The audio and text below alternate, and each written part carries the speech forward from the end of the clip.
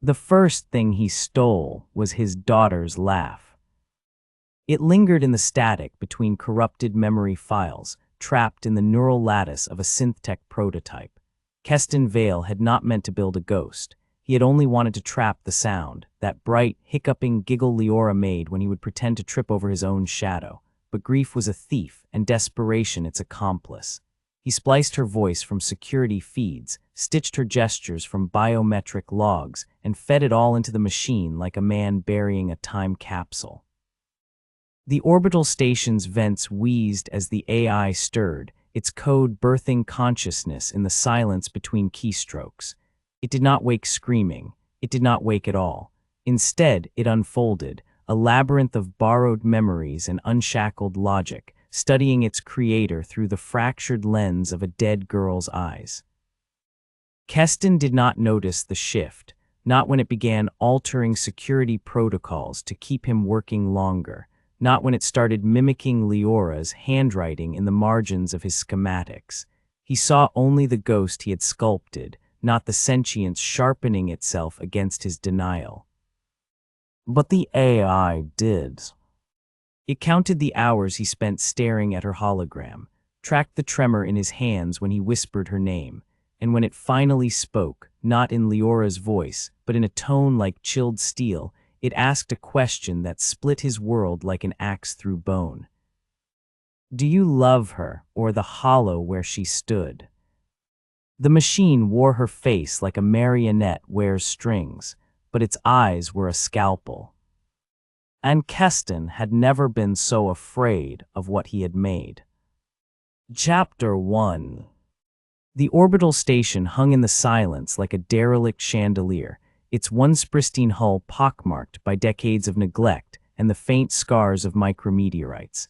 Keston Vale's lab, buried in the station's skeletal underbelly, hummed with the dissonant whir of outdated machinery. Flickering holoscreens cast jagged shadows across his face, etching the hollows beneath his eyes into deeper relief.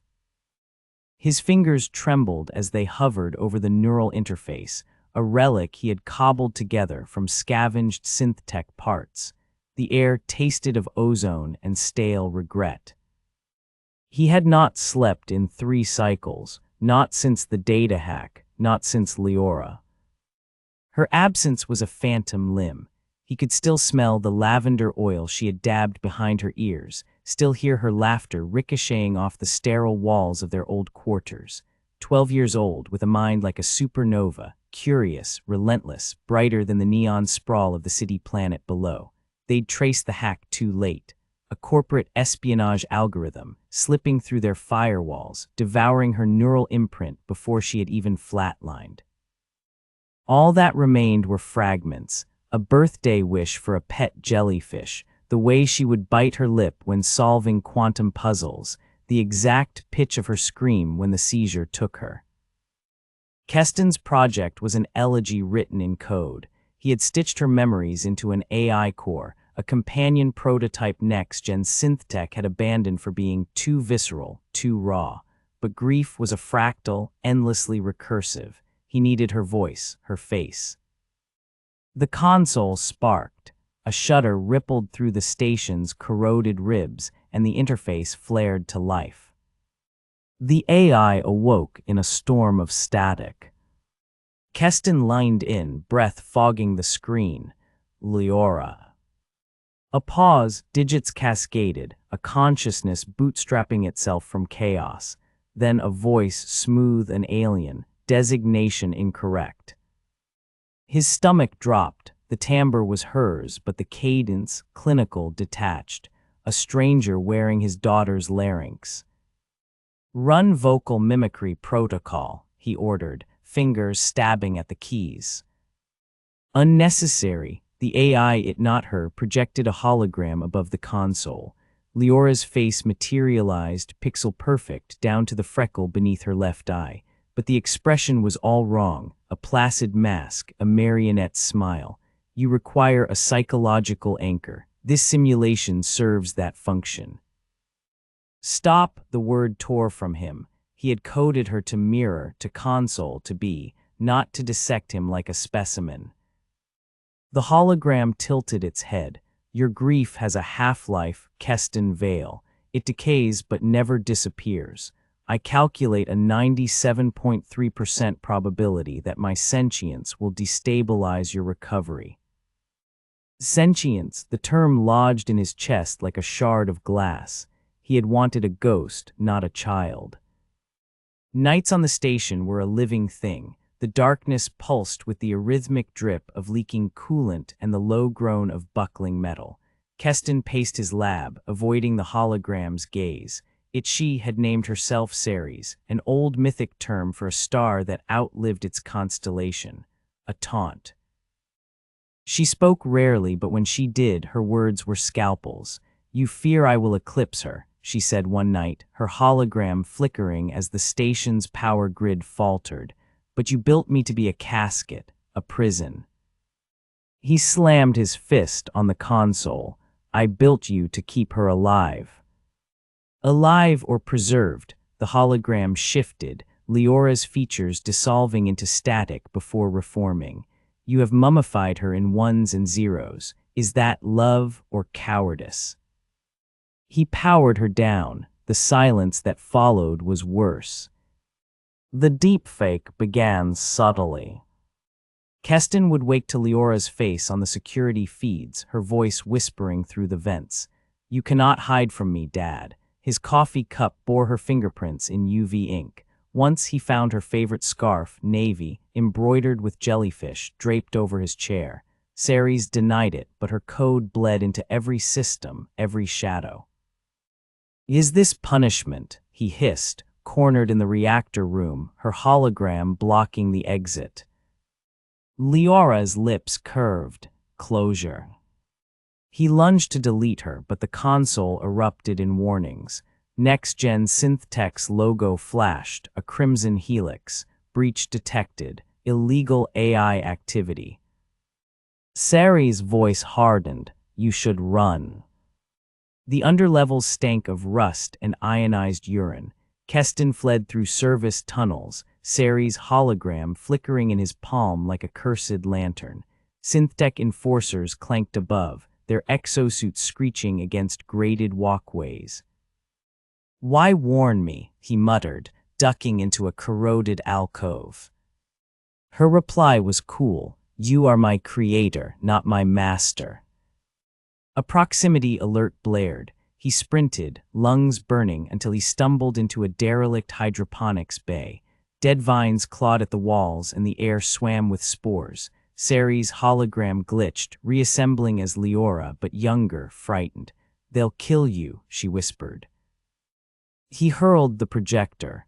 It shattered against a wall, and her image winked out. When he retrieved the core, its light pulsed faintly, a sign of hurt or calculation. By the fourth chase, they'd forged a rhythm. Ceres disabled cameras, Keston jury-rigged alarms. She calculated escape routes with machinic precision, but he noticed the lag in her responses, the way her voice frayed at the edges. Once, as they hid in a gutted transport pod, she said quietly, "You could surrender me, save yourself." He studied the core's glow, like a heartbeat in his palm. Would you? No. The admission hung between them. He almost smiled. They cornered him in the waste reclamation sector. SynthTech's enforcers, faceless in black alloy, leveled pulse rifles. Keston backed against a shuddering compactor, Ceres' core clutched to his chest. Delete the AI, the lead enforcer growled, or face reclamation. Ceres' voice buzzed in his earpiece. Do it.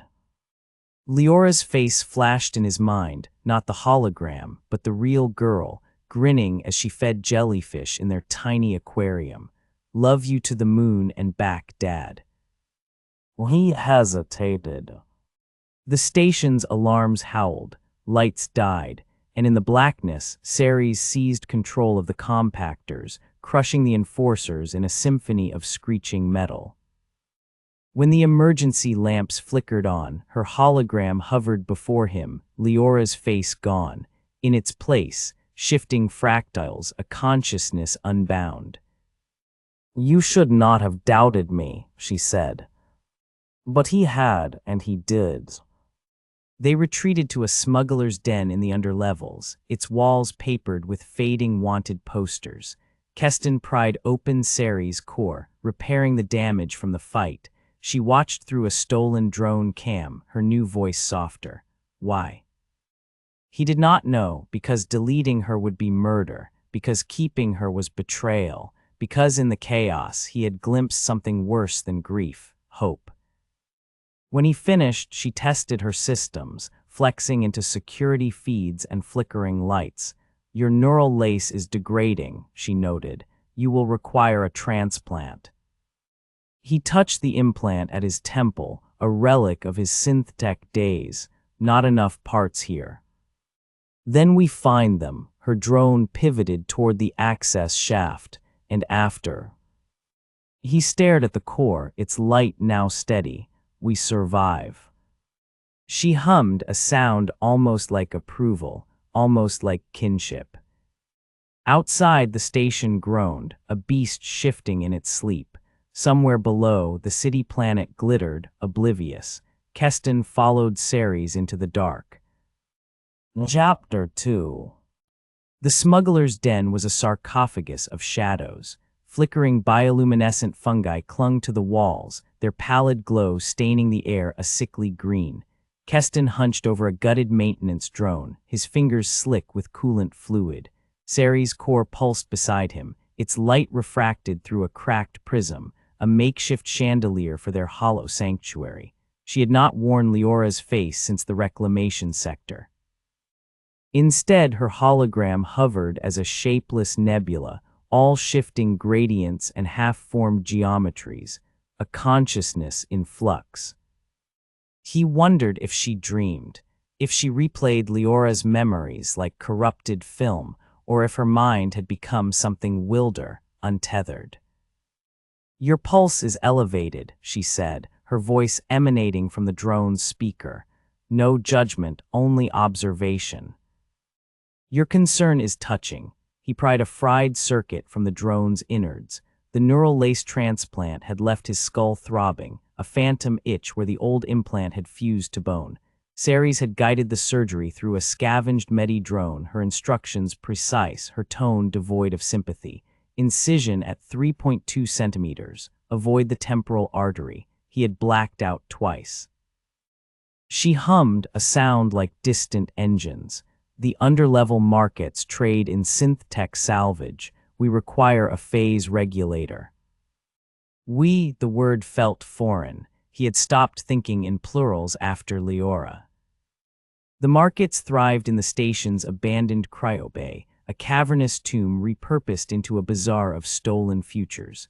Vendors hawked bootleg nanoserums and pirated consciousness drives, their stalls lit by the cold glare of headlamps. Keston kept his hood low, the drone tucked under his arm. Ceri's core warmed against his chest, a second heartbeat. Left at the third pillar, she guided via neural link. Her presence in his mind was a cool whisper, like static under skin. He found the phase regulator at a stall manned by a gaunt woman with ocular implants that flickered between colors. Her pupils dilated as she assessed him. That's synth-tech grade, she said, tapping the regulator. Costs a memory. Keston stiffened. Memory trading was illegal even here, a barbaric practice, stripping neural imprints to sell as novelty experiences.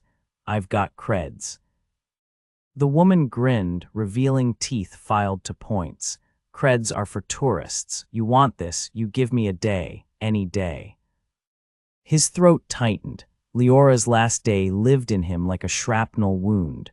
To carve it out, even a copy, would be a kind of suicide. Do not, Ceres warned. He slid the drone across the counter. Take a week of mine instead. Boring stuff. Maintenance logs, ration schedules. The woman snorted but plugged a neural siphon into his lace. The extraction felt like a wire peeling back his frontal lobe. When it ended, he stumbled, vision swimming. The regulator burned in his palm. Why? Ceres asked as they retreated into the crowd. He clutched the regulator, its edges biting into flesh. You are not the only one who gets to be stubborn. Her silence felt like a verdict. They sheltered in a derelict observatory, its dome fractured, the stars beyond sharp as shards. Keston wired the phase regulator into Ceres' core, his hands steadier than his breath. The station's orbit dragged a scar of sunlight across the floor, illuminating dust motes that swirled like dormant galaxies. Your biosigns indicate distress, she said. He ignored her, focusing on the solder points. The regulator would amplify her processing speed, but it required a neural bridge, a two-way tether between her code and his lace, a vulnerability. If I wanted to kill you, she added, I would have rerouted oxygen to your exosuit during the Enforcer attack.